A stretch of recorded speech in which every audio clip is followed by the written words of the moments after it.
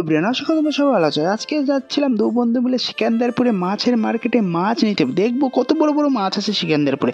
আর guys, তোমরা যদি গুরগাঁও থেকে দেখো আমার ভিডিও, এটা কোন মল অবশ্যই আমাকে কমেন্ট করে জানাও। আর গাইস দেখো, গুরগাঁও রাস্তার ভিউগুলো কতটা সুন্দর, ও পুরোটাই ঘিসপিটিং লাগছিল। তার তোমরা গুরগাঁও থেকে আমার ভিডিও কে কে দেখো অবশ্যই আমাকে একটা কমেন্ট করে জানাও। আর ফাইনালি চলে আসলাম আমরা সিকান্দারপুরে। গাইস, এখানে দেশি মুরগি, হাঁসও পাওয়া যায়, আর অনেক ভ্যারাইটি রকমের মাছ পাওয়া যায়, অনেক সমুদ্রের বড় বড় মাছ পাওয়া যায়। আর এই মাছগুলো আমাদের ওয়েস্ট বেঙ্গল থেকে আসে গাইস।